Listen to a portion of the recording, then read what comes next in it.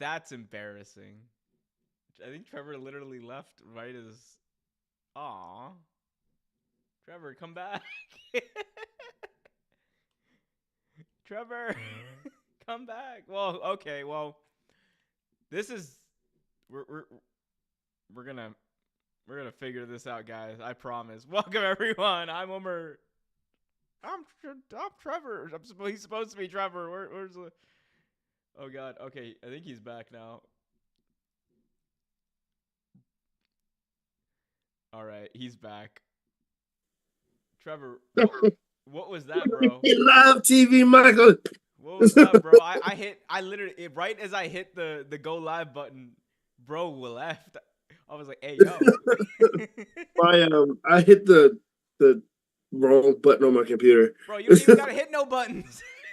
I know. I was setting up my anyway. Hello. Hello, Trevor. Let us know when we can see your beautiful face. But I'm Omer. I am Trevor. Oh, there he is. He's back. There you go. That's his beautiful face. I'm Omer. He's Trevor, and this is T. Graps. Your one-stop shop for everything wacky in professional wrestling. We are here every Tuesday night, usually. And we're gonna talk about everything there is to talk about. There's so much to get into, Trevor. There's a lot. There's a whole lot. AEW TV deal, Grand Slam tomorrow night, WWE Bad Blood coming up, a little bit of a controversy brewing about the main event there, and so much more. It's gonna be fun. Fun stuff. Yep. But Trevor, first I gotta ask you, did you watch Raw last night? I did watch pieces of Raw last night. Do you know what happened with the Intercontinental Championship and Braun Breaker? Uso! All right, well, Trevor, I do want to get your thoughts on this. So, Braun Breaker lost the Intercontinental Championship to Jey Uso. This is Jey Uso's first big singles title win in his entire WWE career, but marks an end to a title reign for Braun Breaker, the first Intercontinental Championship reign for him. Did they pull the plug on Braun Breaker as IC champion too early? So this has been the topic of discussion all day. Like, don't never tell people you do a wrestling podcast. It's the biggest mistake. And Omar will attest to this. It's the biggest mistake ever because people think you are wrestling guru. You know everything that's going on. It's insane. Like I had four phone conversations last night. Excuse me.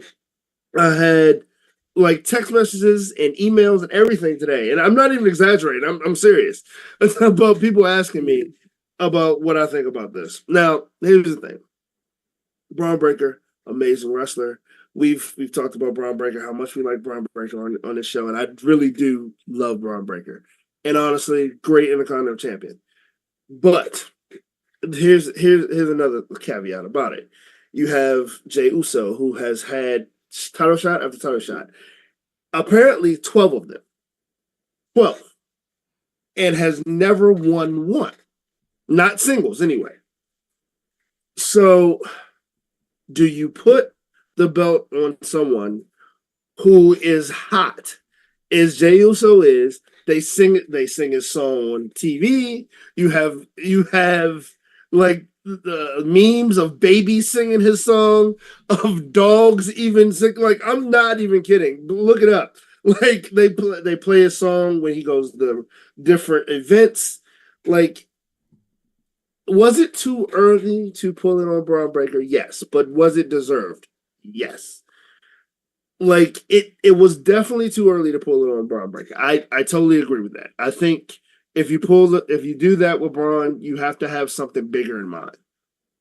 Mm-hmm. You don't keep Braun like without a title very long. I mean, even though so far he's proven he doesn't really need it, it just looks good on him.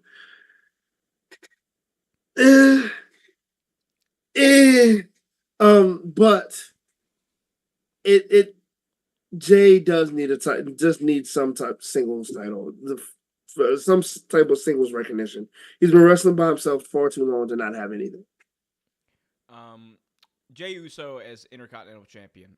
To quote the great Kenny Baum, that's what we don't care about. Nah, let me stop. No.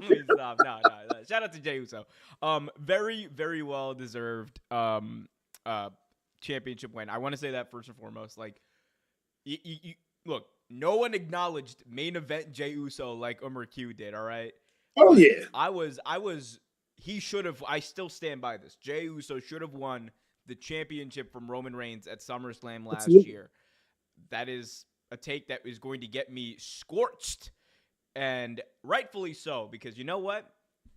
In 30 years, when you guys look back, I will be right. They called me a liar. They called me a cheat. No, let me stop.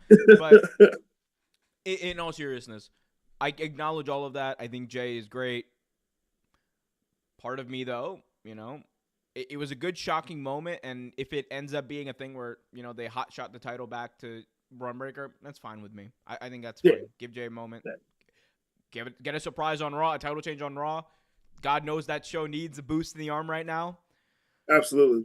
But at the same time, if the long-term plan for Braun Breaker is for him to, be your guy, win the belt, all that kind of stuff, I'm just kind of like, man, what's going on? Like, yeah, they kind of shot him in self in the foot, which is why I said, is it too early? It was definitely too early to pull the plug. And I'm like, because Braun is a guy who, I think his NXT run was really good. It was the best thing about NXT 2.0, in my opinion, Braun Breaker. Right. But at the same time, I'm like, bro, have him do something. I'm just like, he needs some time to, really get some stories on the main roster under his belt. That's just my view. I'm like, come on, I want to see him do some cool stuff. I think there's a lot of stuff that he could do. Have him go out there and beat every single giant in WWE. Have him conquer everybody. Right. Have him beat Braun Breaker. Have him beat, have him beat everyone. Just have Braun Breaker beat everyone. Everyone break their bones, and then I think you could take the belt off him at the end of the year, have him win the Rumble. My hot take, 2025, Trev, I think Braun Breaker should win the Royal Rumble. Challenge Gunther and beat Gunther at WrestleMania. Right now, to be honest with you, I don't see anybody else that should. I mean, maybe, of course, people remember. If you say, could you imagine Braun Breaker? Who's going to stop Braun Breaker? If you smile, I'm 50 years old. But no, I mean, Braun is one of those guys that, to be honest, he has a lot of potential. He definitely reminds me a lot of his dad, and his dad had so much potential. His dad was part of one of the greatest tag teams ever lived. But he has so much hope, so much charisma. He has a lot of talent, but like you said, and like someone else in the chat said, and I'm gonna piggyback off kind of what you said. I don't know his identity, and I don't think he does either. Is he a bruiser? Is he a face? Is he a what? Is he a heel? What is he? He goes out here, he beats out all these favorites. First off, you gypped him in the Intercontinental title in the first place because he should have won it from Sammy when he first fought for it. Let's be honest. He was on his hottest run. Ain't nobody beating. Look, Canadians don't lose in Canada though. That's just the WWE rule. That's like Bret Hart. Canadians don't lose. You got Canadian blood. You lost to Canada. You know what? Get out, you're disowned. But it can't do it. But no, I mean, it was good to see him. Good to see him with the championship. I mean, it feels good to see Jey with the championship, but at the same token, Braun should still be champion. Who knows? But one thing I do know is we got a friend of the show, Liam, in the chat for the first time. Braun shouldn't have lost. They trying to make it. Ooh, Liam getting saucy. They try to make it that Braun's biggest weakness is his ego. He got cocky with Sammy. He lost. He got cocky with Jey. He lost. Trevor, what do you think about that? I mean, that's very interesting though. I mean, that's very interesting. Like you're not I mean, you're not necessarily wrong, but like I mean, if you look at the Steiners, that's kind of their history though. Mm. They get cocky, they lost, they lose. Just But I dogs. mean, They dogs. They dogs, it man. makes sense though. I mean, that's a very good acknowledgement there, very good take there, sir. But I mean, I don't think he should have lost, honestly. Like, no, he definitely should have lost. The But Intercontinental Championship sucks again, says XD. I Braun Breaker never taken off for me. I think he's got a lot of potential, and man, he's fast though. Like in the ring, man, that dude is quick as a cat. he's an absolute athlete. Have you seen his cousin? No, no, no, no. Oh, you mean the one who looks like He plays football. yeah, He yeah, plays yeah. college. Yeah, He is ridiculous. bro. You know Dog, what I want? 235, almost 40 pounds. Good Lord. You know Sting's son, right? Not the blonde one, but the one with long black hair, the one who came out Yeah, yeah, yeah. as Wolfpack Sting at Revolution. He's training to be a wrestler. Ooh. Give me the tag team match, all right? Give me Braun Breaker and his cousin, and give me the Sting boys. Are they both Athleticism is wrestlers? gonna be crazy in that match. Are they both wrestlers? Both Sting's boys? Are they No, both no, trying to no, be? no. Just the one. He played, bro. He's like legit too. He played college football at Kentucky, and Oh yeah. dude, the altitude on his because if you go back and watch Revolution, this dude was doing like the stinger splash, bro. He was getting some height on those stinger splashes. That was He got some crazy. ups. He got some height. He got some ups though. That's crazy. All these kids wrestling like it's nuts. It's nuts to see him wrestling. Back in my Crazy day, to see Von Sting Erich. used to wrestle. It's crazy to see the Von Erich kids wrestling again. Mm-hmm. Honestly, not for a different reason, but still. Liam said, "What an intro, by the way. I love that. Thank you." You're welcome, Liam. We missed you, man. Oh, you see what happens when you're not around, Liam. Things happen, see. Give me new Sting versus Braun Breaker. What do you call Sting's son? Is it like Sting Jr.? Oh no, this is a good question. Stinger. Stang. Stang! Stang! Put some Stang on Sting and Stang. There you go. Sting and Stang. Quick as a cat knee. Anyway, Joe Taco Kid said they're doing the same cocky attitude with Carmelo too. Bro, no, I don't want to see Carmelo and Andrade for the 8th time. Dude, I can't stand Carmelo and Andrade. It's getting on my nerves. Like they had Don't get me wrong. some really good matches, but ayo, bro, where's this going? Yeah, don't get me wrong. Great matches, good matches all around. But like, come on, it's like they did like the same thing they did with who was it? Was it on Raw? It was Miz and somebody for like 16 times. It's, Miz and everybody 16 it's, times. That's what it was. Oh no. Oh no. It's hashtag Stang Gang. I started something. Oh dear. What have you done? Look, XD makes a point. At least they get in TV. True. At least they get in TV. Shout out to them. Shout out to them for getting a paycheck. Oh man. But yeah, but hey, Trevor, the big news. So big changes happening in WWE. Monday Night Raw is going to 2 hours starting in October, and then starting in January when Raw goes to Netflix, SmackDown's going 3 hours. Thoughts on that? Yeah, I mean, Nah, unfiltered, baby. Let it loose. Tell the people how you feel. is it me or is SmackDown kind of going in the toilet a little bit? Ratings last week. You want to know what they were? Not great, right? I mean, look. I think they're great for where they're on, because like they used to be averaging right around the 2 million mark, on Fox. Gotcha. They are now on cable. They're going to lose like a large amount of Of course, potential audience. absolutely. Like that's just the truth. That's what happens. And now like it went down to like 1.5 1.49 million, which is like right around where I thought they would end up. Like I think the premiere episode on USA had 1.7 million. I was like, all right, if they average out between 1.3 and 1.5 or whatever, something around that 1.5 range, I think that is good. That is good. And their demo is really strong. Like, they're going to be fine.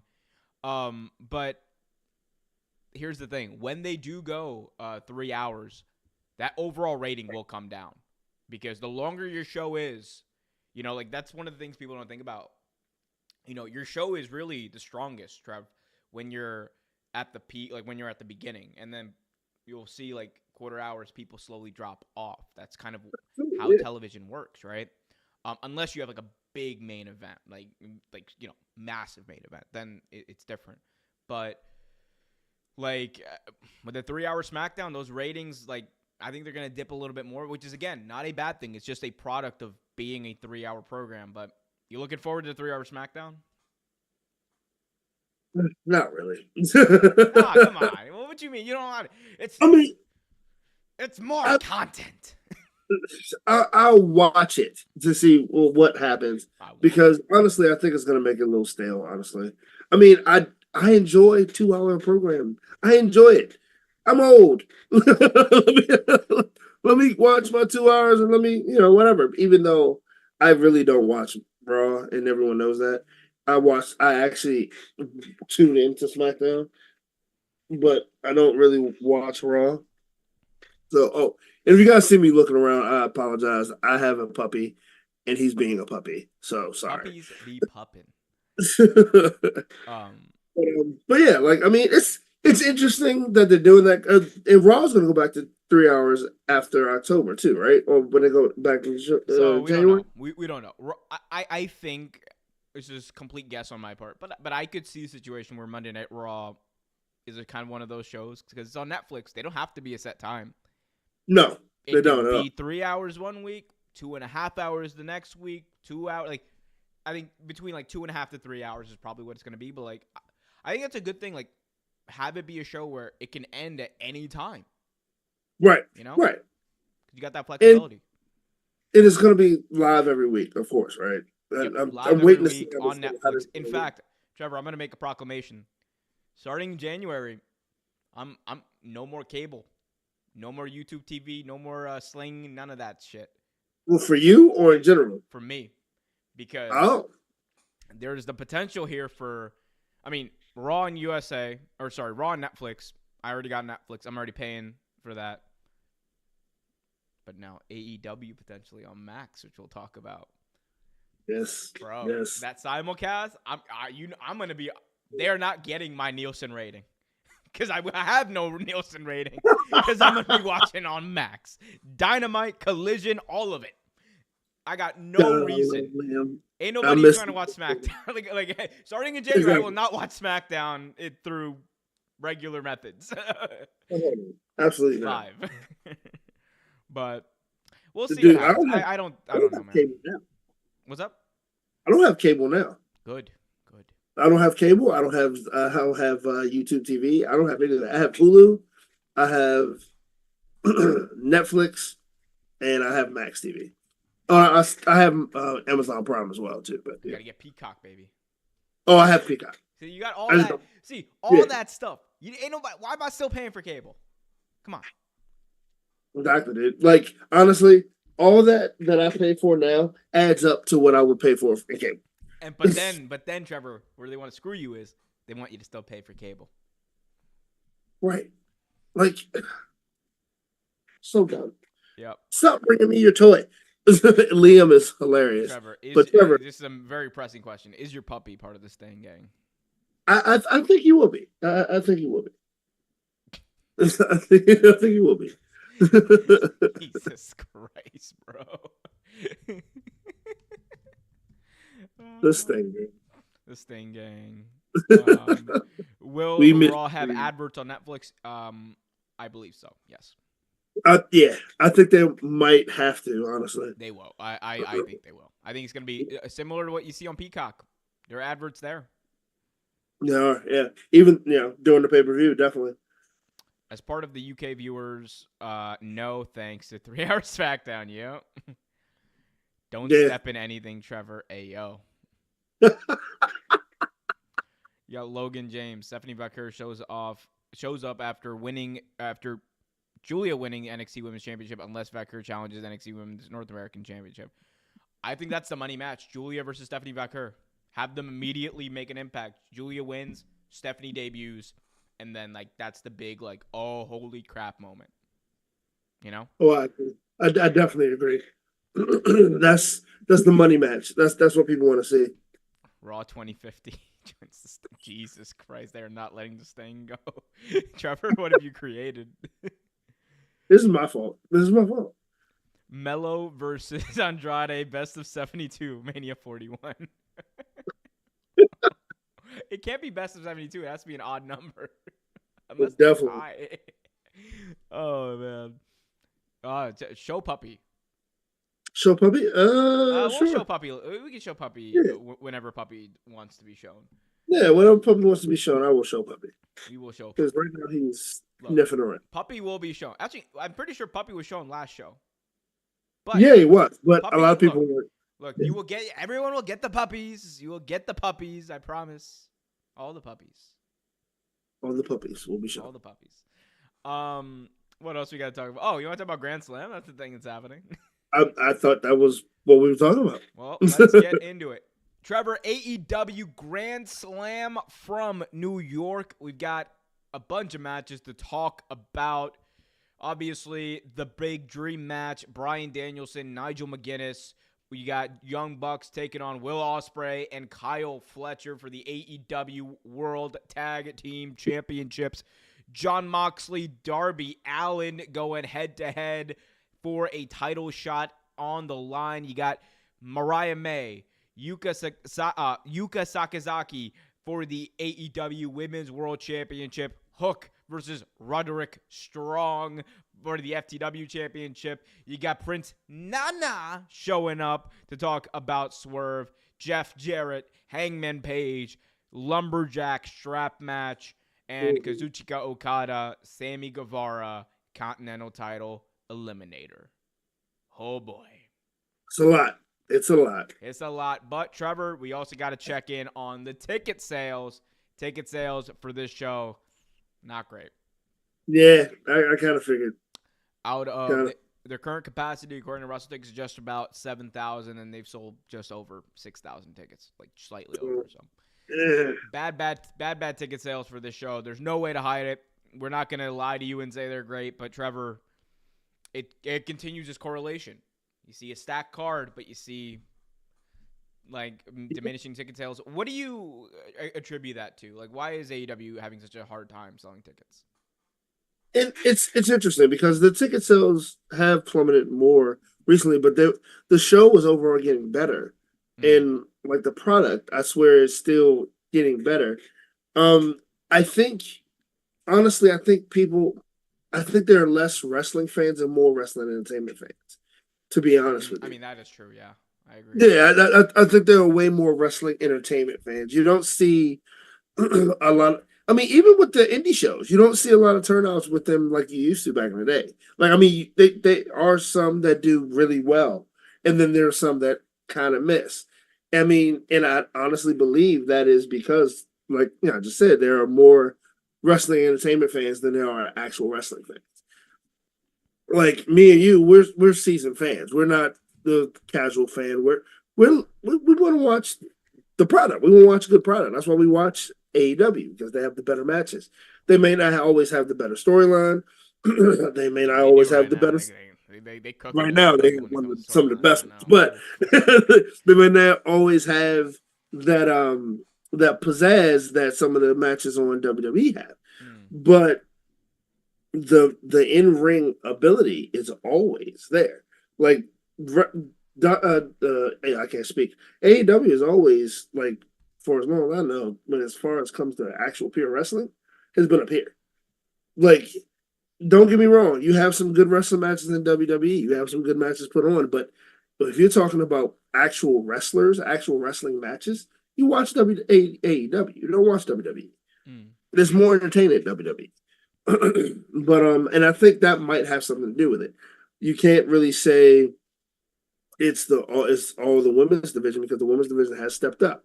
The women's division has been worked on a lot, and I give Tony Khan a lot of credit for that. It might be because of some of the things we've said before, like the they don't really work on some of the storylines they don't really work on. Like they just throw matches together that were seemingly good matchups, but there's no build up to it. Mm. It could be because just a lot of the rigmarole, a lot of the like controversy backstage with AEW. It's a lot of things that it could be, but my biggest standout is probably because it's not an entertainment show; it's a wrestling show. I think. I think that's definitely like that's a critical piece of it. To be honest, like the fact that they are like the second biggest company, like, and WWE's been around for a while. A byproduct of that is when WWE is doing very well, they are going to have more of a market share because there's going to be less disgruntled fans seeking, Right. to watch something else. Now, where I think, and again, I'm bringing my like PR brain into this, right? Of course, of course, of course. Like, I think like a lot of it is also like marketing. I don't think AEW markets their show as well. I think like okay, genuinely, if Tony Khan, he would never do this, but if Tony Khan called me in and was like, "Hey, what's one thing you would fix about AEW or this TV show or whatever?" I'd be like, "Not even the show, bro. Your marketing, like it is god awful." Yeah, it is. Because the most consistent criticism you will hear about AEW shows is either I didn't know they were in town until it was too late, or it was like right around like a week beforehand or whatever, or right. I want to go, but I don't know if the people I want to see are going to be there. Right. That for me, like that, as someone who's a viewer, I feel that. I feel that, and I look. I've gone to a shit ton of AEW shows, right? Like, but at the same time, I'm also like, if they ever came to Baltimore, I'd be like, okay, I'm going, but also like, I'm not gonna say like, oh, I'm going and I know I'm gonna see, the Young Bucks, or I know I'm gonna see Hangman Page, because you don't know if you're going to the show, you don't know who's gonna be on the show, and that's a problem. That is a legitimate problem, and it's a product of a lot of things. It's a product of their growth and them not adapting. Like before, it was easy to do with Dynamite because you only had one show a week to promote. You only had one show a week to book. You could book Dynamites weeks in advance. You could be like, guys, Grand Slam in 3 weeks. We are going to have X, Y, and Z match guaranteed. All that stuff. Like you could plug that, promote that. But we're at a time where you got Collision, you got Rampage. You're still trying to promote. You have all these pay-per-views you're trying to promote. Especially recently, Trevor. This has been a packed month for AEW.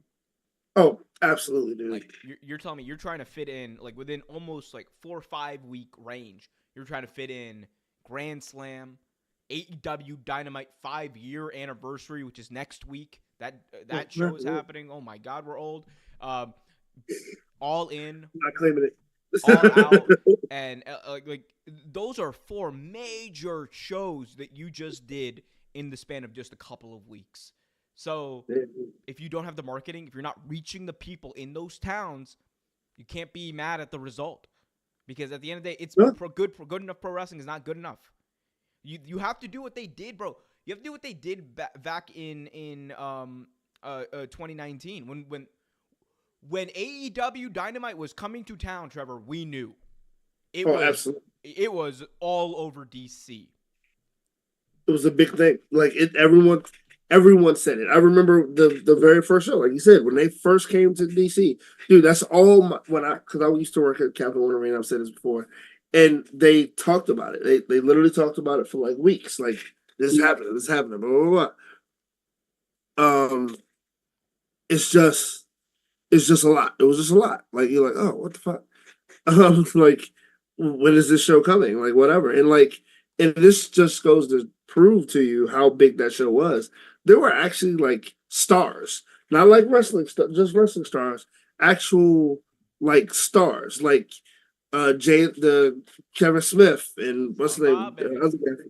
the other guy from Jay and Silent Bob. Like they were both there, and like you had regulars from DC. You had Wale, you had Genuine, there was a lot of guys there with quote unquote star power.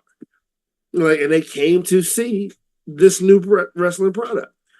Like, but like you said, the marketing has died down a lot. Like I didn't even know the 5-year anniversary was coming up. I had no idea. I knew it was coming. I mean, just but Trevor. is it gonna be? Is it gonna be in DC? No. Oh no, it's gonna be in like I don't even know where it's gonna be. It's Pittsburgh. Ricochet versus Ospreay is happening a week from now. Doesn't feel like it, does it? I didn't know that. Exactly. Again, we'll see. But like the product is good. It's just they gotta show people the product. They gotta let people know they're coming, and I think that's a big problem that they've had. That they need to figure out. Yeah.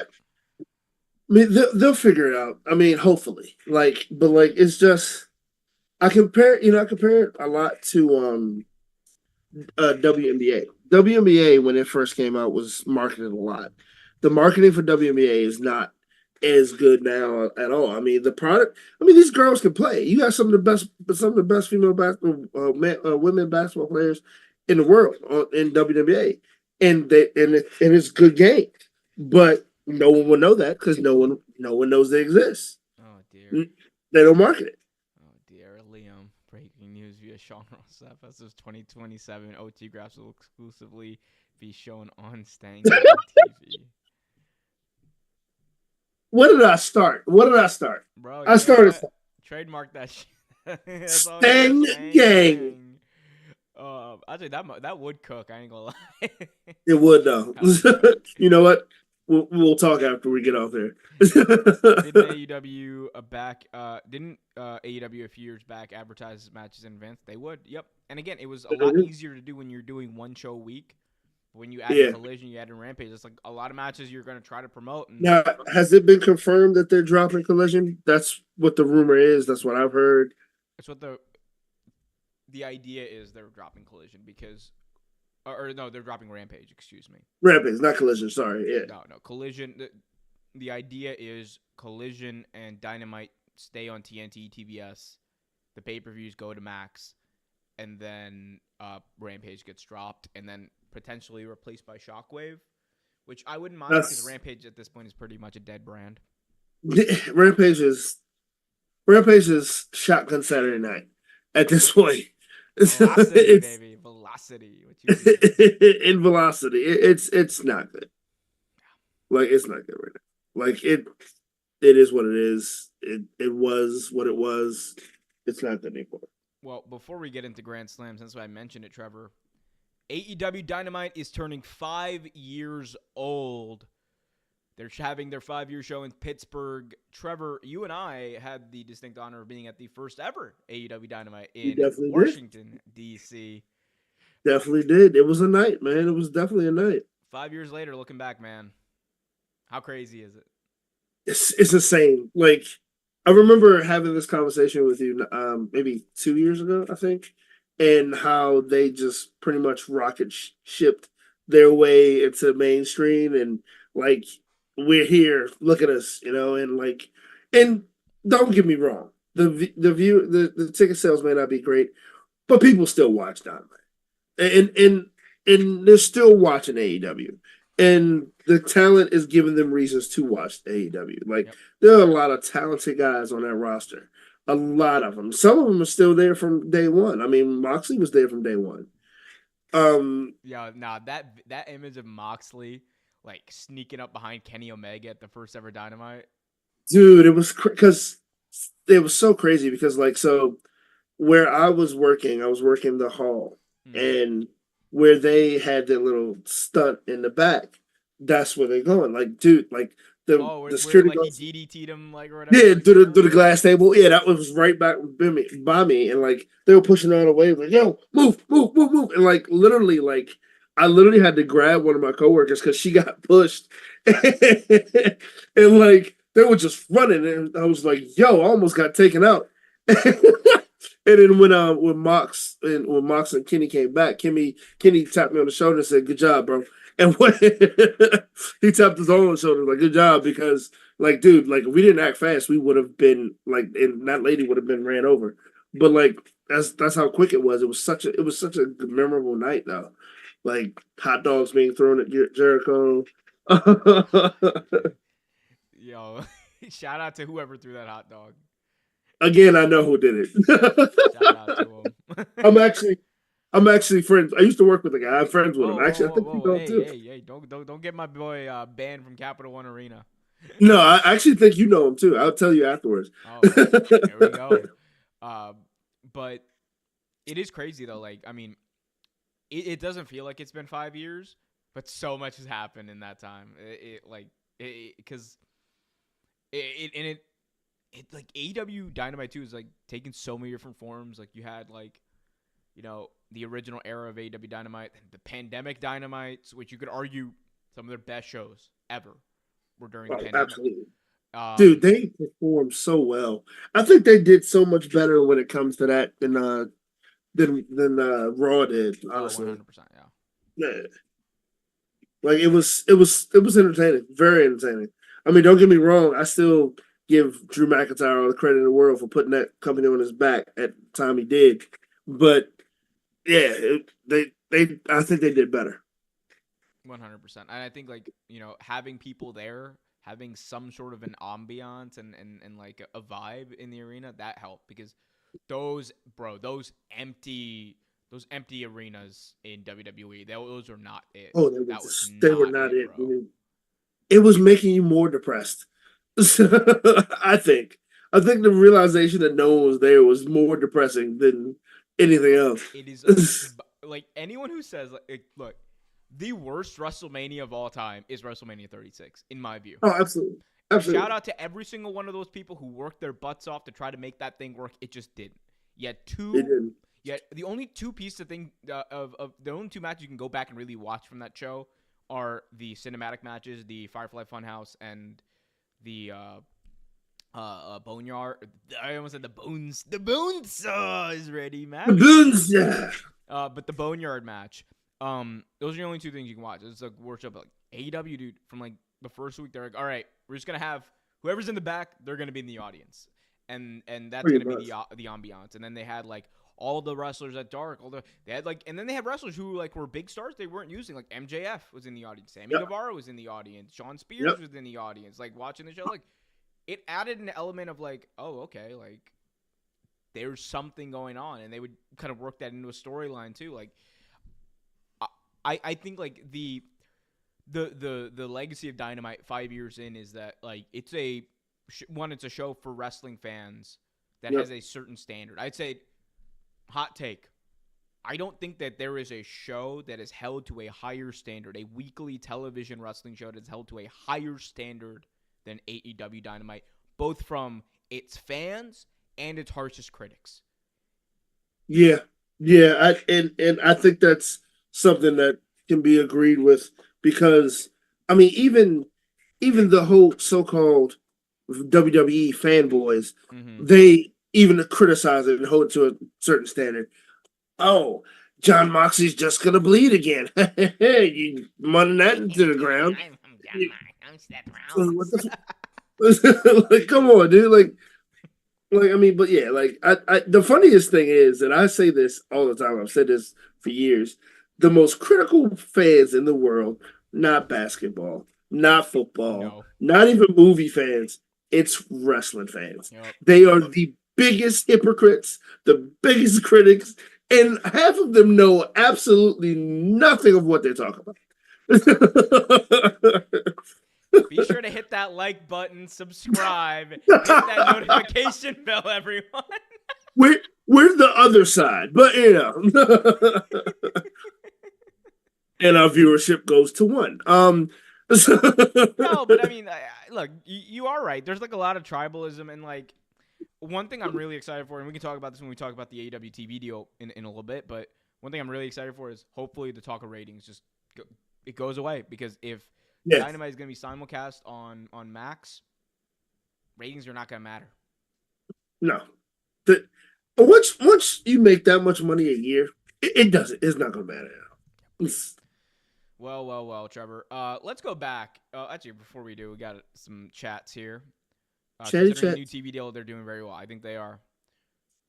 Corey Jade not ever won the NXT Women's Championship because Julia, Stephanie Becker, and Delta on NXT at next year. Jordan Grace and NXT. I want WWE signed. Miyu Awatami. Yeah. Be great. Yeah. NXT is one of those shows that definitely is. It's better now than it was when it hit 2.0. Like they took the win out the sales by making it 2.0. It was What terrible. you mean? You didn't want to see Von Wagner and Braun Breaker and Tony D. Although Tony, I'm not gonna lie, Tony D'Angelo's kind of growing on me. I actually like Tony D'Angelo. I'm about to say the same thing. I didn't like him at first. I actually kind of like Tony D'Angelo. Hot take: NXT is WWE's most consistent show right now. It's not a hot take. It's true. I don't watch it live because we got this show. In fact, don't watch it live. NXT trash, garbage, horrible. do not click the USA Network in 3 minutes, guys. Stay right here. Because we were answering your questions, your rumors, your speculation, all of it. The rumors. But Trevor, let's talk about it. AEW Grand Slam. First, let's talk about the dream match. Bryan Danielson, Nigel McGuinness, a match that we never thought would happen. Bro. Cooking. I know you're excited. I know you're excited. And I'm excited because, like I've said before, Nigel McGuinness was one of my favorite indie wrestlers, one of my favorite wrestlers on ROH. One of the reasons I stopped watching ROH when he stopped wrestling. I am like a little kid right now. Like I am literally looking for my old Nigel shirts that I can't wear. Like I can't wait, dude. This is gonna be amazing. I can't wait. If there was a 12 p.m. Amtrak train, or midnight, or it's a 12 a.m. I guess there was a midnight Amtrak train that came back from New York, I would be going to this show. Me there too. Is not, therefore I will not be going. And I work, unfortunately. Look, So look, hey man, I work on Thursday too. If there was like a 2 a.m. Amtrak train, I would have been like, all right, look, we'll just be cooked at work. Exactly. But no, this is like I can't make it work. But Trevor, we're about to see Bryan versus McGuinness. I don't talk to me at all. Don't you text me. I'm pointing at you. Don't you text me. Oh, are you working during the match or during the show? So the first part of the show I am working. I'm working at 7. But this ain't gonna be a 7:00 match. This is gonna be main event, I think. This is main event. I'll be watching it. That main event. Yeah, that's how I'm watching it. Oh my God, they are gonna cook a match 15 years in the making, Trevor. The American Dragon Bryan Danielson versus Nigel Bloody McGuinness in his first singles match in almost a decade. Over a decade, in fact, because he last wrestled in what, 2011? Yeah. Bro. Yeah. 2011, 2012, one of those. Do you know why he quit wrestling? You know why? It was like a combination. I mean, there was a combination of things, but the main of like health concerns and things like that because of some conditions he had. But I think it ultimately came down to like, you know, he felt like he couldn't compete at a level that he wanted to, plus the health concerns, and he was just like, I'm It was a combination of that, and he did an interview recently where he said the main reason was, like he said, his health. Even though his health, he was hurt, wrestling hurt. Most wrestlers do, but for him, it was he felt that since RH was pretty much going to the toilet, he couldn't wrestle that style anymore. He couldn't make a living out of wrestling that style anymore. And it wasn't that he physically couldn't do it. It was just that he felt financially it didn't make sense. And which is why he's still stuck with wrestling as a commentator, as an analyst, you know, all those years. And now he said it's a hunger. I gotta get back and do it. I gotta get back to do what I love to do. And gosh darn it, Nigel, if I didn't fucking miss you. Oh my God. Do you know how much it sucked to see Nigel McGuinness behind a desk at NXT? Like, I wanted to see right there. Dude, I wanted to see him and Wade Barrett so bad. He was right there, bro. And that NXT roster at the time, you tell me Finn Balor, Adam Cole. Like, I'm like, look at Roderick Strong. Like, I'm just like, hey, Dude, I'm like, yo, he could ah. cook. And like we found out in the what is it, the Casino Gauntlet match, he can still cook. He can. He definitely can. Like, there is a little ring rust. There is. I mean, it's going to For be. sure. There was ring rust on Daniel. There was ring rust on Edge. There was ring rust on all of them. It's going to happen. Whoa. No. Agree with everything except for that first name. First off, go hug your Daniel pillow everywhere. Off. Yes, I do have a pillow that I named Brian.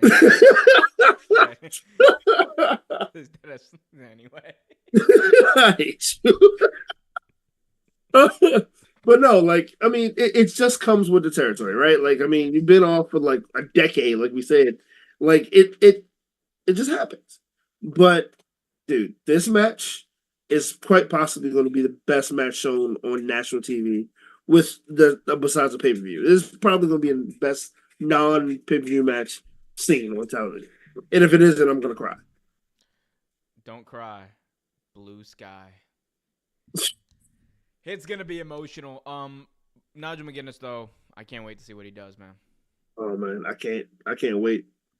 Oh, I can't wait. Finally, a wrestler that actually is one of my favorites wrestles one of your favorite wrestlers in this time period.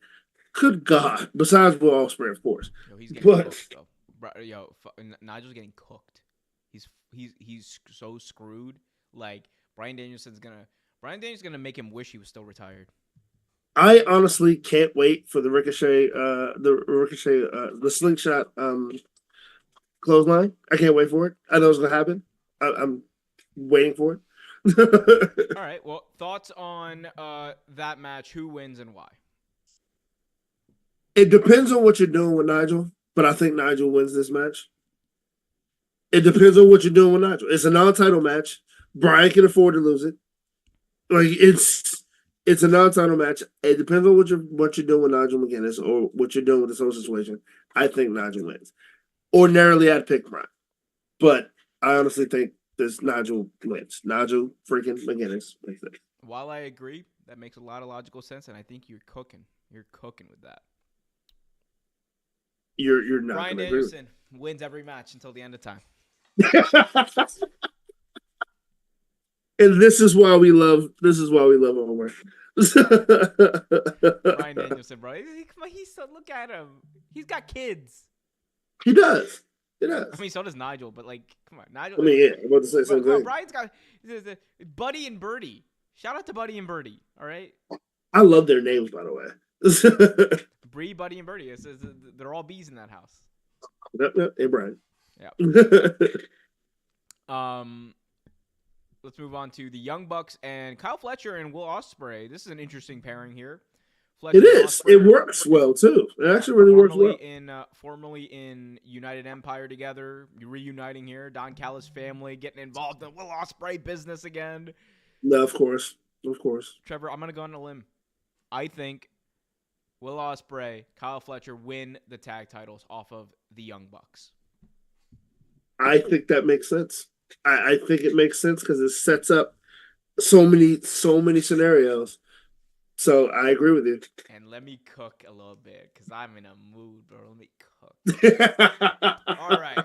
So Will Ospreay and Kyle Fletcher, his best friend, finally win gold together. And then a couple weeks later, we got AEW Wrestle Dream live from the Tacoma Dome in Seattle, or in Tacoma, Washington, kind of Seattle, basically Seattle. Then they lose because Will Ospreay wasn't fast enough. Starts a feud between him and Kyle Fletcher. Kyle Fletcher, will he turn? Will he listen to the Don Callis family? Turn on Will Ospreay. It cost you everything.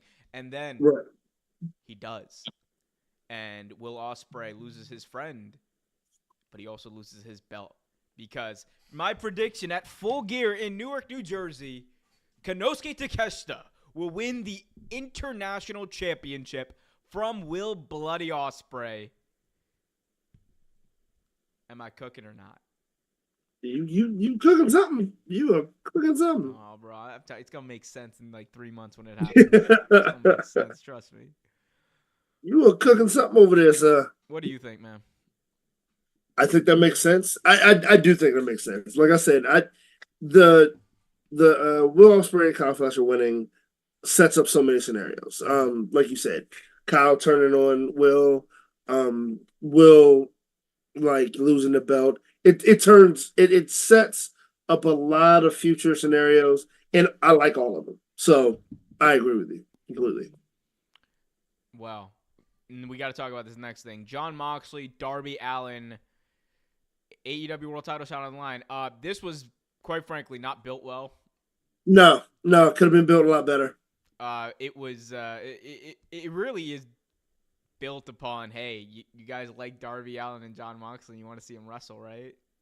Want to see him wrestle for like the 15th time? Let's watch it. Oops, we made a mistake by giving Darby the title shot. We wanted to make Mox the dude instead who faces Bryan at Wrestle Dream. What do you think about this, man?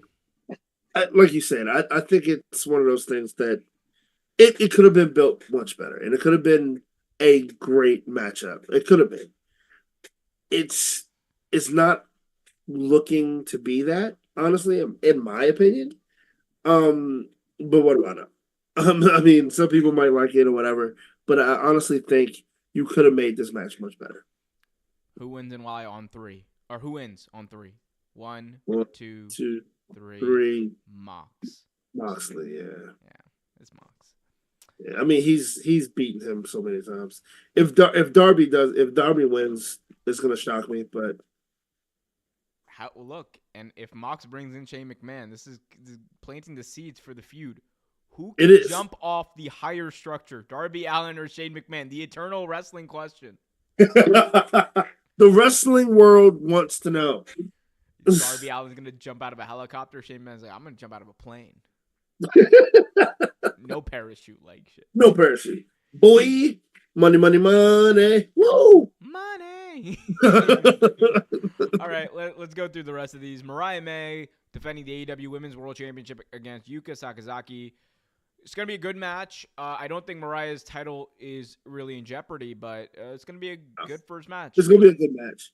It's a good test for Mariah, I think. Mm-hmm. Of course, Mariah May wins, but it's a good test for Mariah May. I think. Hey man, give her somebody to wrestle. You know what I want to see at Wrestle Dream? Give me what would you like Mariah May, Jamie Aita, bro. Let her come back for her belt. Let her come back for her belt. Let's go. But you know what though? Even with that, I think if you want Mariah May to look as good as you're trying to make her look good, she beats Hater. Oh yeah. She beats Hater. And then I'm gonna cry in of course you are. You want to cry come to Wrestle Dream, guys.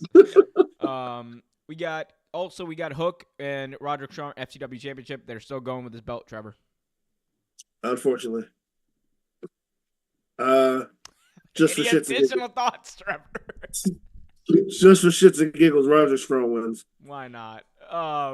Interesting to hear. Prince Nana will provide an update on the status of Swerve Strickland. I have to see. Did you know Prince Nana used to wrestle? He was on, what was it? WWE like Metal or whatever was it? Yeah, or something. I don't know. Yeah, like way back in the day. Yep. Shout out to Prince Nana, bro. He is genuinely one of the best managers in wrestling. Dude, I love Prince Nana. All right, interesting here. Future convicted murderer Hangman Adam Page. Taking on Jeff Jarrett in storyline, guys. All right, he did try to. Yeah, he didn't really kill him. Well, look. This is a wild thing I'm about to say. The only feud that I could ever see end with a murder is Hangman versus Swerve. One of these guys is gonna kill each other. One of these guys is gonna die. One of them is just gonna go to an island for years. Pretend you're dead. Pretend you're dead. I'm praying, Tony. I'm praying. Please do the Hangman's got a gun angle. Please do Hangman's got a gun. That shit would be wild. Hilarious, dude. Absolutely hilarious. Swerve like, are you gonna shoot me? Shoot me! Like, on some Stone Cold. That is the funniest part of that whole like Pillman's got. You shoot me? Oh, you gonna shoot me? He's like, you gotta. Stone Cold just comes in. Oh, if you're gonna shoot me, aim for my head. I'm like, bro, you gotta do all that. So Austin, run. Oh God. Oh man. Well, Hangman's not gonna have a gun. Hangman will have a strap, and he will pummel Jeff Jarrett in that lumberjack strap match. Yes. Hangman wins. Hangman wins. Lol.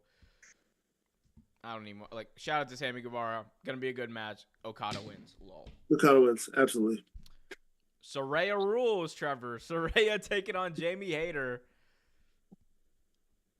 If you're wondering, Saraya rules is Saraya can do whatever the hell she wants. Jamie Hayter has to wrestle a regular match. That's what it is? Yep. That's kind of funny, I ain't gonna lie. That's absolutely hilarious, actually. I do think it's pretty funny. Why didn't Question for you, though. Roman Reigns is an idiot. Why wasn't that Bloodline rules? Exactly, right? That's what I thought Bloodline rules was gonna be anyway. Like, but question for you. What are you thinking about Saraya right now? We are almost actually this Grand Slam marks 2 years in. Let's talk about it.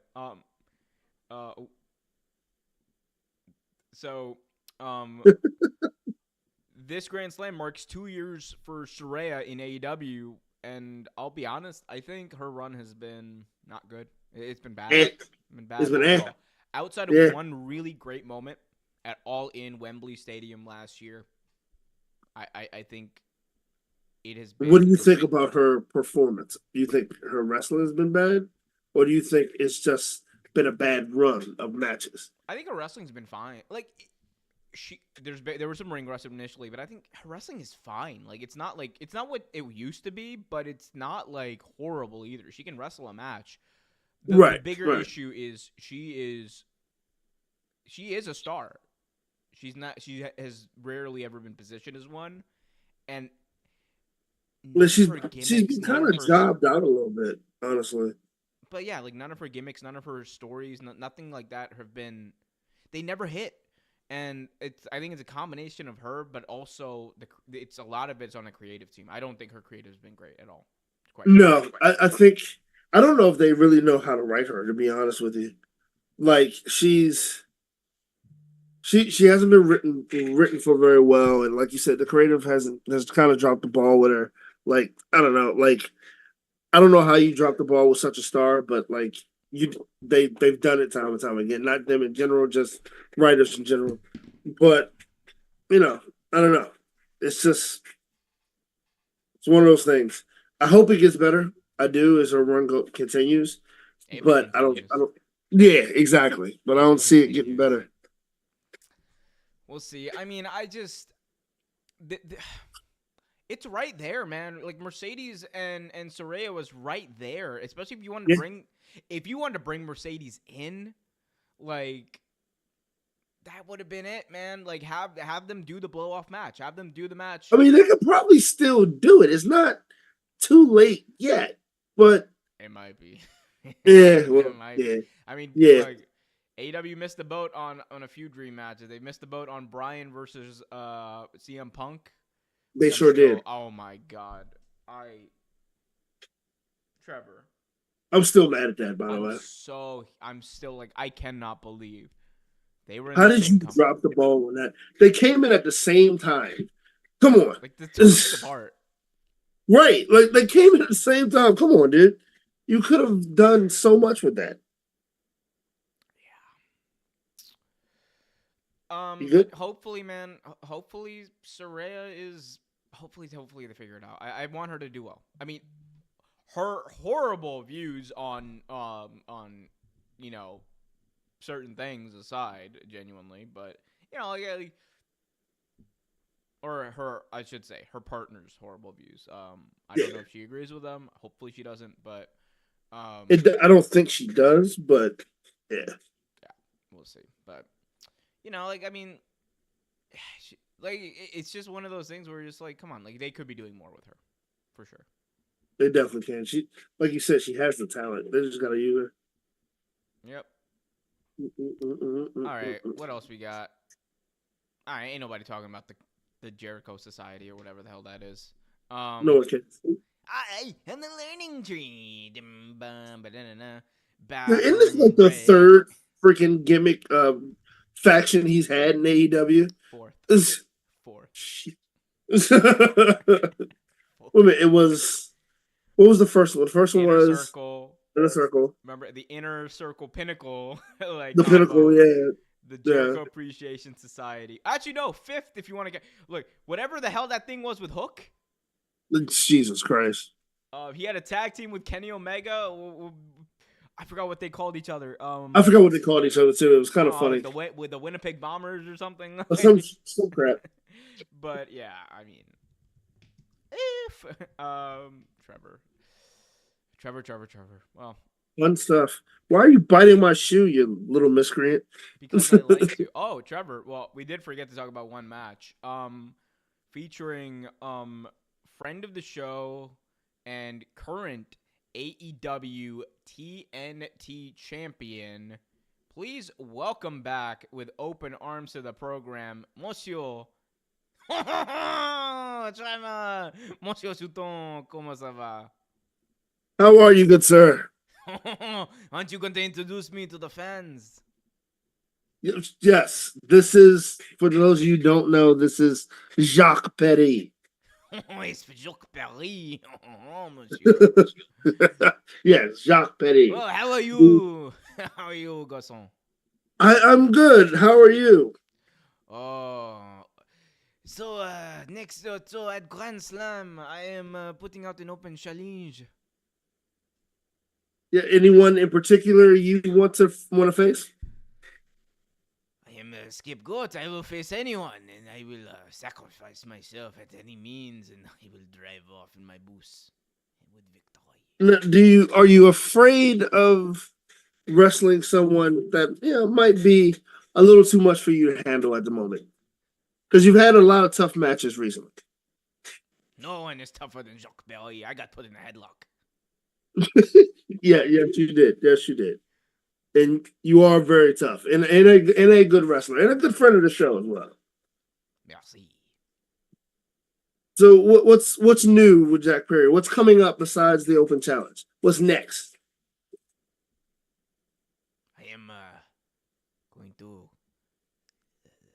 to go buy baguettes and croissants.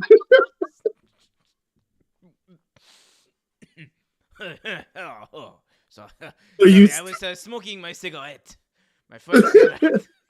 Are you still looking to add more belts to your collection? Oh, oui. I am going to add the Continental Championship, the AEW, the World Championship. I might even win the Trios titles with the Young Bucks. I mean, that would be a good look. I mean, you and the Young Bucks are friends. That would be a good trios championship. Yes. Or as I call them, the June Bucks. Yes, Young Bucks. Yes, June absolutely. Bucks, that's how you say young in French. Oh, okay, Monsieur Souton. I have a question for you now. For me, yes.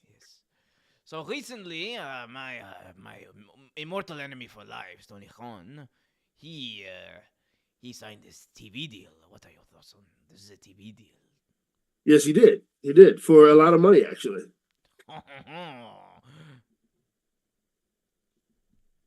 What's the question? What are your thoughts on the TV deal? I think it's smart. I think it's going to work out well for Tony Khan and everyone involved, you included, good sir. It's worth a lot of money. We get to see your beautiful face on pay-per-view. Oh, I don't know. I think he's still very angry at me for delivering justice. I think he might be angry the way you do your job sometimes, but it's okay as long as you get the job done, right? The job will get done. So, what is your thoughts on the TV deal? Do you like it? I think it's great as long as I get the money. Anyway, okay, monsieur, I have to catch up playing Battle France. Merci. It's always fun talking to you. Man, dude, that guy, like... He just won't shut up. He just so into himself. One day we will figure out how to have me and Jacques Pelly in the same room at once, but We will. I will. I mean, he keeps taking over so it's not cool. I just don't know what happens. Like my connection just It's spotty over here too, so it makes sense. yeah, and like it's almost like he takes over. He's a very interesting character. Oui. And I just noticed you shaved your mustache too. I did, yeah. Well, it was the same thing that led to shaving the beard. It was like, oh, well, that's a problem. You just had to cook it. But the beard's coming. The beard, give it a month, the beard will be back. It looks good. Looks good. Looks good. Looks It'll good. be back, baby. I ain't worried about this. I'm a man. I can grow a beard, baby. That's what I was told. You remember that? There was like a football guy. Speaking of football, oh, hold up. Stop the presses. We got to talk about it, Trevor. We cooked you guys.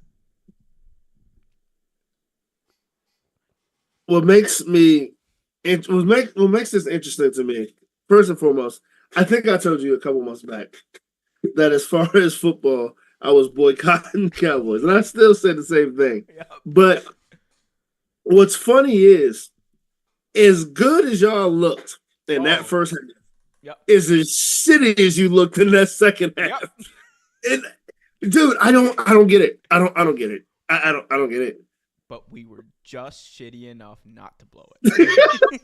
You're just shitty enough to not. We were just shitty enough to outshit you. That's what it was. Look, there was a lot. Look, one thing we can both agree: a lot of shit in that second half. Dude, that game was awful. Oh, it was awful. That was a rough one to watch, man. It really was. Look, I enjoyed Lamar doing his thing. God bless Derrick Henry was sunning people on that field, though.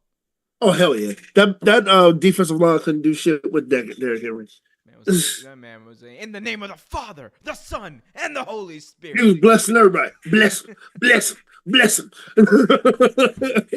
And then what made me really mad, out of nowhere, a halo appears over Dak Prescott's head, and he's allowed to throw footballs. I'm like, what in the world? Yep. Like, why? Ryan Davis, how about the red rifle in my Carolina Panthers? Amen. Hey, he cooked, baby. The red. He cooked 300 yards, dude. Andy freaking Dalton. The only quarterback in the NFL this year with over 300 yards and 3 touchdowns going in. Yep. Yeah, crazy. We're both 1-2. Yay. No, we're 1-2. Yeah, we're 1-2. Yay. Yeah. All right. Well, let's talk about this TV deal, and then I think we can kind of wrap it up a little bit. All right, sir. Let's go, baby. So Trevor, AEW TV deal reported by Puck News. Looks like AEW is going to be getting somewhere in the ballpark of $170 million per year on a 3-year deal with a 1-year option. So would make it a 4-year deal essentially. That would be really good because that puts them pretty much in the margins that people estimate would make them profitable. Yep. Now, the interesting thing here is there's the potential that $170 million number is only the TV aspect of it, meaning only Dynamite Collision and whatever else, quarterly specials or whatever they agree to. But it's also potential for Max to be included in this. So a lot of stuff working here. There's a potential for an extra potentially $30 million on the table there if they want to do that. What do you think about this? Is this a good thing for AEW? Is it a good thing for the industry? Why are people mad about it? There are a lot of people mad about this. A lot of people mad about this. And I don't understand why, to be honest with you. Let the man get his money. Honestly, I think it makes sense. Like, here's the thing. When it comes down to the pay-per-views and everything, I mean, WWE has done that a long time ago. They, with the WWE Network, with Peacock, it's something that has happened for a long time now. The thing is with Tony Khan doing this puts Tony Khan up there with the big wigs. That money, that deal was massively That's a massive paycheck yearly. And like also it helps the one, especially the ones that have max, helps them get the helps to for them to get exposure. Like there's a lot of people that don't get to see these pay-per-views because who pays for pay-per-view anymore? A lot of people. I mean, that's just true. I Like, mean, there's 100 to 200,000 people per month who do. I mean, that's not nearly as much as what it used to. But no, I mean, like, I mean, it's still money in it, of course. But like, when it comes to wrestling pay-per-views, most people or pay-per-views in general, a lot of people just stream them. Um, but yeah, this is gonna. I think this is gonna help AEW in the long run. I mean, it's definitely gonna help the product as well. Get exposure so people can see what everybody's talking about. Like can you imagine getting to see Wembley Stadium like at your home, like on Max, like it's gonna be interesting. Yeah, I think the max deal is definitely going to be the biggest part of that. I mean, I mentioned it earlier. The thing I'm most excited about is the potential to cut the cord because if they do a simulcast of Dynamite on both TBS and on Max, Yep. I ain't got no reason. USA Network SmackDown, nah. I'm gonna watch Nope. Raw on Mondays on Netflix, and I'm gonna watch AEW on Wednesdays, and potentially Collision on another night. Now the only thing about it that gets me is the fact that I'm actually gonna have to sit down and watch Raw instead of watch snippets like I used to. Hey man, look, I think January to April, Raw is gonna be must see. I ain't gonna lie to you. Yeah, it probably is because it's the new deal. So you're gonna have to see. Yeah, Cause it you're gonna have definitely The Rock out here. I'm the fucking final boss, bitch. is. Like, he's gonna be What did he going just crazy. say? Rewind that. He's gonna be crashing out, bro. He's like, I'm the fucking final boss. No, fuck that. Like, You do realize it's no longer gonna be Seth freaking Rollins, right? I'm Seth freaking Rollins. We keep it PG. I'm on SmackDown. Seth fucking Rollins. I'm the final boss. And you don't like that, Mama Rhodes. That's gonna be fun. It's gonna be interesting to see because like the fact that they can get away with cussing now is interesting as Well, hell. not on SmackDown because Oh no, because SmackDown's still on TV, right? They're still there on USA. Yeah, they bleep it out. But yeah, they gonna get away with it on Netflix. They'll get away with so much, hopefully, on Netflix. But AEW, going back to them real quick. I mean, this is a massive move. It establishes them as like the second biggest wrestling company as far as a television product ever. Absolutely. And you can scoff at that and say, "Oh, WCW." Blah, blah, blah. Reality is, Dynamite in like a couple of months is about to like overtake Nitro in the amount of time it was on. Yeah. And AEW is about to make a whole lot more money than WCW made overall. It definitely is. Ooh, buddy. Make that money immaculate. We want to talk about it. They making more money than TNA ever made. Let's talk about it. Yeah, true. True shit. There's not a lie. They're making way more money than TNA ever made. Like this is just such a massive deal, though, man. It's insane. And we can finally stop talking about it. You know how happy I'm gonna be. Everyone's like, AEW. Marks. Fucking. Like, I'm gonna be so happy not to hear him talk about my sources tell me AEW's not getting a deal, bro. Anyone who has to go out there and like clout chase and lie about their connections in order to get clout or be relevant, bro, like piss off. You are so lame for that. You are so Exactly. That makes no sense at all. Like, Domination. Oh, hey, whoa, hey, yo, cut that. I muted myself when I said that. Anyway, we're gonna cut this part out of it. What did you say? We'll talk about it offline. Gotcha. Anyway, hey man, you know what? I said it before. I'll say it again. I stand by it.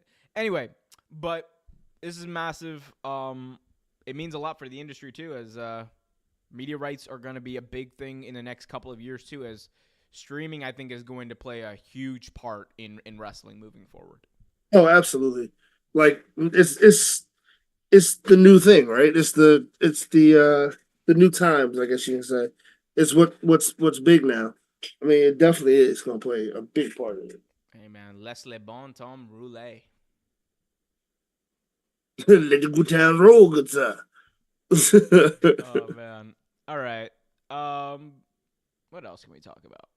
What else do you want to talk about? What else is on your mind, Trevor? A lot, but most of it I can't say here. Oh dear. Oh my. Oh my. Uh, so did you see that QR code that WWE was posting around? No. Yeah, so it was a QR code, and you click on it, and it had it had different stars, and it was talking about like different I guess like different numbers. It looked like a zodiac sign thing, but it and then you press one of the buttons, and it shows what looks like the next member of the Wyatt Six.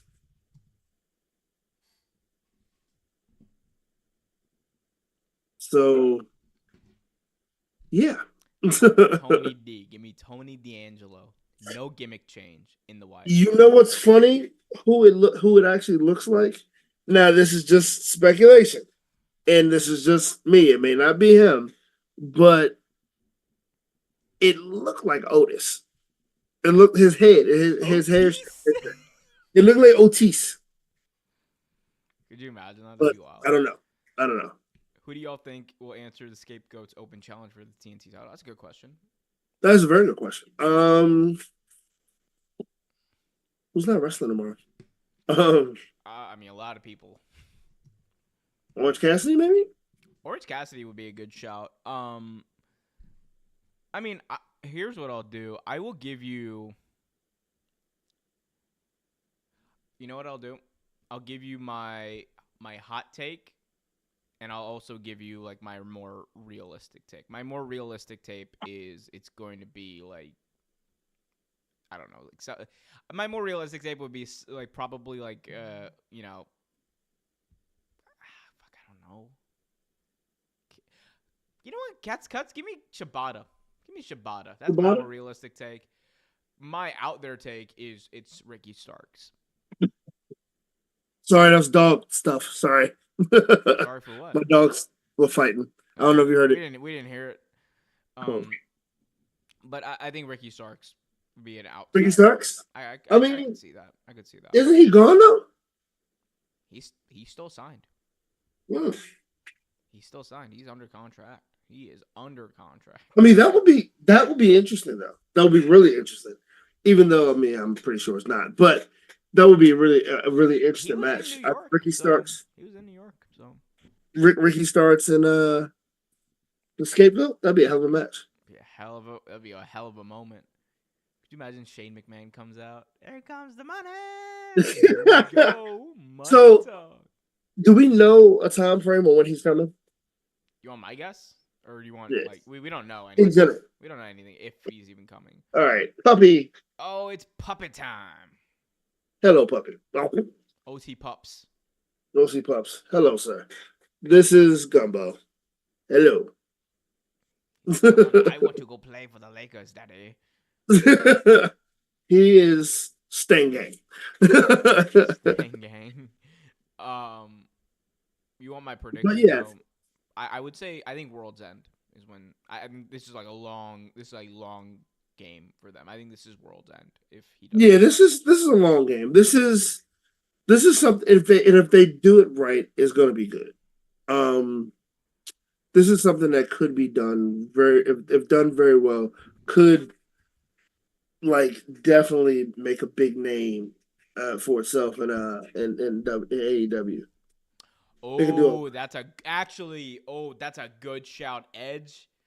Oh yeah, ready though. Yeah, I didn't think about that, Ryan. That's a good one. Yeah, could be Edge. I hope if he's ready. I mean, I don't want him to rush it. It could be Edge though. That would be that would cook if he's ready. I'd be No, so come imagine. I wouldn't be mad about it about missing that show. beat I'm the not. shit out of Scapegoat and Noble. I mean, like, oh, what did you? Oh, oh, whoa, um, whoa. I don't know where that came from. Neither. That's a good shout. Trevor, what are you watching these days? um, I am a old man when it comes to TV shows. Sometimes I've been watching a lot of Forged in Fire. I'm not sure if you're familiar with that show. No idea what the hell that is. It's a reality show with that people come and they're blacksmiths. They come and make blades, knives, and things like that on That it. is some shit you And would watch. yeah, I'm an old man, old country man. I watch that. I've been watching a lot of. I've been rewatching The Flash actually because I never finished that. The Maytag pet. I've been checking out some old Nigel matches actually too. I watched a few old Nigel McGuinness matches. Mm-hmm. Old tag team match with Nigel and I forget, was it Nigel and I think it was Nigel and Tyler Black versus Brian Danielson. I forget who the other person was. Yeah, watching no Nigel matches, just catching up on some wrestling, some stuff that I haven't done in a while. I've had free time, which is amazing. I don't know if you ever experienced this thing called free time because I only did it for one day. I don't know what it is. Hey man, hey man, once a month, I feel you. Exactly. That was my once this month. But yeah, man. What about you? What are you watching nowadays? So I just watched Monsters on Netflix. It was about Which Lyle one? and Eric The lot? Menendez. Yeah. Do That you? movie, Well, you're a little too young for that I case, but was I was I was not even a twinkle in my dad's eye when I when remember that that thing case went down. growing up. Like the Mendez brothers, dude, they were freaking. They looked Yeah, like sociopaths, and they were. They yeah, definitely yeah. were. Have you checked out? I'm not sure if it's out yet. Have you heard about the Aaron Hernandez documentary? I've seen The the movie. documentary on Netflix, but they're making like a live action Uh, movie. yeah, like a TV, made for TV movie. That's Yeah. gonna be very hard to watch. The documentary was hard to watch. I mean, we'll see. I just like, man, the discourse around that documentary though was wild. Because I mean, documentary was horrible, but like, I mean, like as in like it's a horrible story and everything Oh, like it's that. a It was terrible well story. done, but Yeah, it was a bro, terrible you know story. the entire discourse I saw, or at least I saw on Twitter and like in person from like coworkers and whatever. It's like, man, Aaron Hernandez is hot. I'm like, what the hell? How is that your takeaway? How was that your take? How is that your takeaway? He's hot. He's a psychopath who was a closeted homosexual, unfortunately. Not unfortunately he was gay, but unfortunately he was closeted for so long because he felt like he had to be. Hey, man. Because I don't know if anyone's watched the documentary, but he actually wanted to be a cheerleader. His dad wouldn't let him. I won't say what his dad said, but yeah. His dad was wild. I mean, yeah, horrible story though. Actually, one Absolutely. thing that we could talk about a little bit if you want to. Vince McMahon documentaries coming out. Yes, I was actually going to mention that to you. Yep. So Vince McMahon's life is chronicled on Netflix. It is 6 episodes. It is supposed to talk about the entire story from the rise of Vince McMahon to running WWF, then WWE, the scandals. I'm sure they're going to touch on the steroid scandal. I'm sure they're going to touch on the Benoit scandal. I'm sure they're definitely going to touch on the hush money payments. Interesting notes here. Janelle Grant was not interviewed. According to her representative, she was not interviewed for this documentary. Many of the interviews from WWE officials, including Vince McMahon, Paul Levesque, and The Rock, were done prior to Vince's original retirement in 2022. Overall, Trevor, this is going to probably be a retelling of many of the things that you and I and many other wrestling fans know, but it's going to be packaged for a more public audience, and it's going to try to tell the full story. What do you think? You know, it's one of those things, right? Like if you hear these things, you hear these things, watching wrestling and watching and just being a wrestling fan, and it's one of those things where you're like, this, that's terrible, but it can't be true.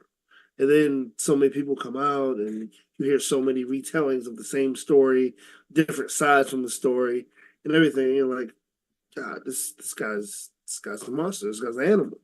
And then like he gets literally pissed about the fact that it comes out and some of the things that people said, and he dropped his law firm recently. I don't know if Yep, you yep, saw that. yep. Or he dropped his PR firm.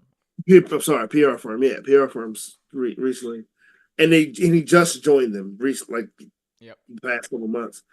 Um, like you know, I'll watch it because I'm curious if they're going to say anything that I don't know. But for the most part, it's enough of hearing about this terrible human. Yeah. And I know it's getting to the point where I don't need to or want to hear any more about what this guy's done. I know how bad he is. I know what he's done, and the people that are online that that celebrate him, I literally want to punch him in the face. Like, and I know I shouldn't say that, but dude, you're celebrating this piece of human excrement, and you don't think there's anything wrong with that. Yeah. I mean, it is going to be an interesting watch to say the least because and there's a report Vince tried to buy this documentary. He tried to stop it from going. He was like, I will pay to buy this whole thing from you. Yeah, he definitely did. And obviously that's not happening. And he came out with a very strong statement against it, that it was spelling false narratives, blah blah blah. A lot of that is part of the PR battle that Vince is doing. Like, he's doing a PR battle to try to stop this. And I think probably one of the reasons he fired this firm was because his goal was to stop this documentary from coming out. The fact that it is coming out was a failure, and he fired them for this project. That's probably how I saw it play out, and that's why we saw it happen like just a day before this documentary is supposed to come out. The documentary itself, though, I think from the trailer and what we've heard, it is going to probably spell the story of Vince kind of losing himself in the sauce, and like losing himself in the character of Vince McMahon, or of Mr. Mm-hmm. McMahon. I think that's what they're going for. That's why the Right. title of it is like Mr. McMahon, which we'll see how that ends up playing out. But the reality is, I mean, there's a lot. There's definitely a lot. Like, there is so much to tell when you're talking about the story of Vince McMahon. To see it all in one go is going to be an interesting watch. The one thing I will say, there is a scandal that many wrestling fans are not familiar with that I don't think is going to be included in this documentary, but it is probably the only thing, if they do talk about it, that would be worth, I think, people who know, like really know Vince McMahon tuning in. That would be if they talk about the Ring Boy scandal. Oh, I think I have heard of that. Yeah. Yeah. I mean, not to get into too many details, it's a horrible, horrible scandal that happened in across like the 90s with this WWE official named Mel Brooks, allegedly Pat Patterson as well, Mm-hmm. where uh, horrible things were done to ring boys, and there's just no other way to say it. Let's just put it at that. Yeah. Let's put Um, it. that happened under Vince's watch, and allegedly, and we'll see if that is mentioned. That is another kind of, I think you might hear mention of it from people within the documentary. I think Meltzer was in the documentary as well. So gonna be an interesting watch. Humdinger. When is it drop again? It's dropping tonight, 3 a.m. That's what I thought. Yeah. I will not be up at 3 a.m. watching it, I won't but be either. yeah. I mean, I'm gonna watch it tomorrow, so I'll let you know if it's trash. No, I'll probably watch it tomorrow myself. So yeah. Well, hopefully you guys watch us tomorrow at youtube.com/OT Graps. If you missed anything, we'll be over there with all the clips, everything. Absolutely. Everything. Everything? Mostly everything. Yeah. Trevor, what you got to say? Any parting thoughts? Mm, no, any parting thoughts? And it's funny because I actually thought about it this time that if I had anything to actually say that worth any meaning. Um,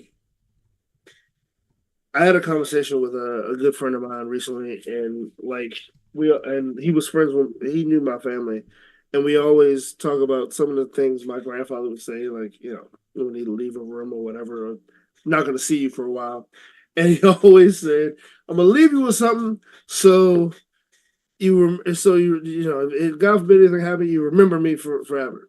It'll always be something remarkably insane or just funny."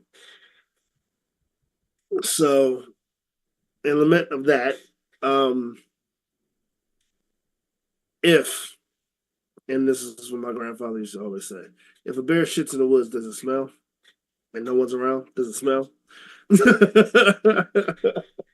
I say that to say, guys, have fun, enjoy your life. Life is far too short to to to just focus on the negativity. Have a good time, and see you next week. And that was a great parting thought. But Bears, we wow. Um, my parting thought is an answer actually to this question. Christian Catchin tomorrow. If he does, we'll stop watching wrestling forever. If he wins that belt from Brian, I will stop watching wrestling forever. Yes, he should actually, A real but take guarantee. this is guaranteed. Hey, Until next time, everyone. Be sure to hit that like button. Be sure to go over youtube.com/OTGraps. Subscribe over there. And until next time, be happy, be healthy, and as always, keep it real. love those who are far, hug those who are close. Take care of yourselves, guys. It's a rough world out there, and also, unfortunately, election day is coming up. So, yeah. Love yourselves. Take care of yourselves.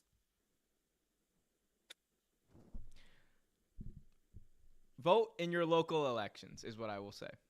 Yeah, please vote. Vote Please in your vote. local elections. Local elections matter. That's all I will say. Yes. Local Yeah, elections exactly. matter.